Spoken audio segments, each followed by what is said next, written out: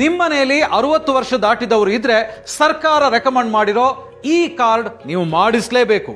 ಈ card senior citizen card.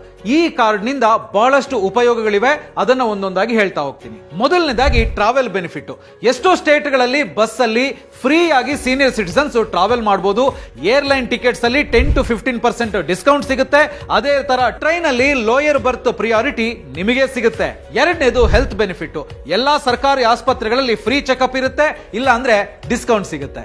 ಇನ್ನು ಮೂರನೇದು ತುಂಬಾ ಇಂಪಾರ್ಟೆಂಟ್. ಯಾವುದೇ ಸರ್ಕಾರಿ ಆಸ್ಪತ್ರೆ ಇರಬಹುದು, ಸರ್ಕಾರಿ ಕಚೇರಿಗಳಿರ್ಬೋದು ಅಥವಾ ಬ್ಯಾಂಕ್ಗಳಿರ್ಬೋದು, ಇಲ್ಲಿ ನೀವು ಕ್ಯೂ ಅಲ್ಲಿ ನಿಂತ್ಕೊಳ್ಬೇಕಾದಂತ ಅವಶ್ಯಕತೆ ಇರೋದಿಲ್ಲ.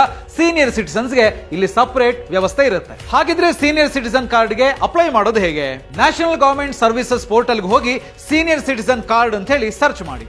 ನೆಕ್ಸ್ಟ್ ನೀವು ನಿಮ್ಮ ಸ್ಟೇಟ್ ಅನ್ನ ಸೆಲೆಕ್ಟ್ ಮಾಡಿ, ಹಾಗೇನೆ ಅಪ್ಲಿಕೇಶನ್ ಅನ್ನ ಫಿಲ್ ಮಾಡಿ. ನೆಕ್ಸ್ಟ್ ನೀವು ಬೇಕಾದಂತ ದಾಖಲೆಗಳನ್ನ ಅಪ್ಲೋಡ್ ಮಾಡಿ. ಅದೇ ತರ ₹10 ಚಾರ್ಜ್ ಇರುತ್ತೆ, ಅದನ್ನ ನೀವು ಕಟ್ಟಬೇಕು. ಅದಾದ್ಮೇಲೆ ಸಬ್ಮಿಟ್ ಮಾಡಿದ್ರೆ ಆಯ್ತು. ಇಷ್ಟು ಮಾಡಿದ್ರೆ ನಿಮ್ಮ ಇಮೇಲ್ಗೆ ಕಾರ್ಡ್ ಬಂದ್ಬಿಡುತ್ತೆ. ಸೊ ಈ ಇನ್ಫಾರ್ಮೇಶನ್ ನಿಮಗೆ ಇಷ್ಟ ಆಗಿದೆ ಅಂದ್ರೆ ಲೈಕ್ ಮಾಡಿ, ಬಾಸ್ವಾಲಾ ಕನ್ನಡ ಚಾನಲ್ ನ ಸಬ್ಸ್ಕ್ರೈಬ್ ಮಾಡಿ. ಬಾಸ್ವಾಲಾ, ಬಿ ದ ಬಾಸ್.